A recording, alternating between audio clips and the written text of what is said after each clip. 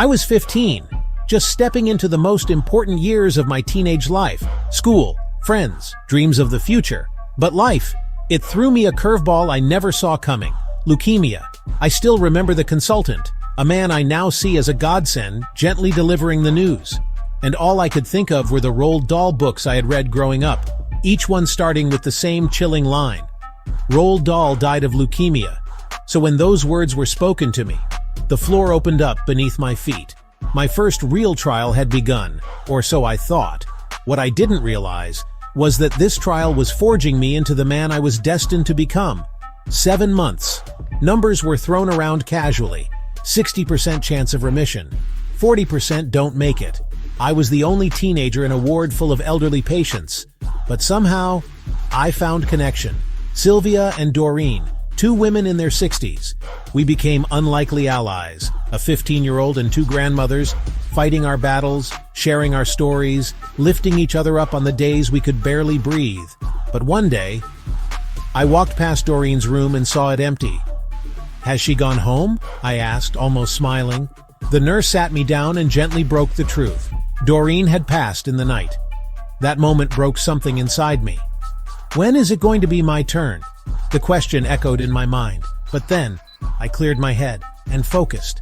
I saw many lose the battle, but their memory only lit a fire inside me, made me more determined, more resilient, more hungry.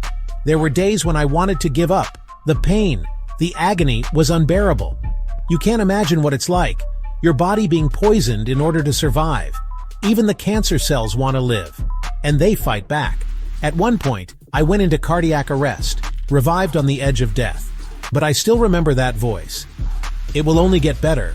This is as bad as it gets. Have faith. Have belief." My consultant.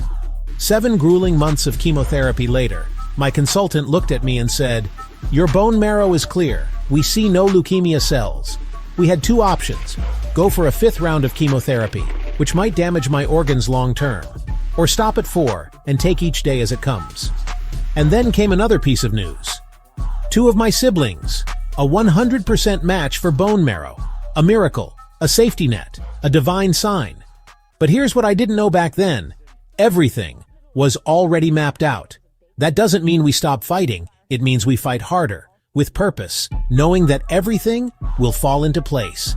We ended treatment after the 4th round of chemotherapy, and I walked out of that ward, reborn. My mindset had changed. No task was too big, no obstacle too strong, because I learned the most important lesson of my life. You don't lose if you don't give up. You show up every day, ready for the grind, ready for the pain, ready for the progress. Because it's never been you versus the world, it's always been you versus you. Version 2.0 was born. I wasn't just alive, I was hungry, I was relentless, and I wasn't going to let life pass me by in a comfort zone. To me, impossible spelled I'm possible. If someone said it couldn't be done, I made it my mission to do it. I hated negativity with a passion. I worked ruthlessly, not because I was trying to prove something to others, but because I knew what I'd been through, and I refused to let it be for nothing.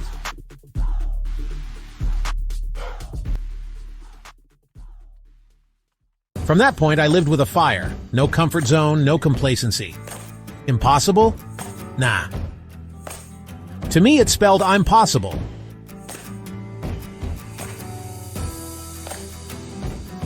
I didn't go through all that just to live average. I made it a mission. If they said it couldn't be done, I did it.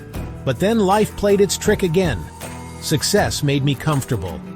Comfort made me weak.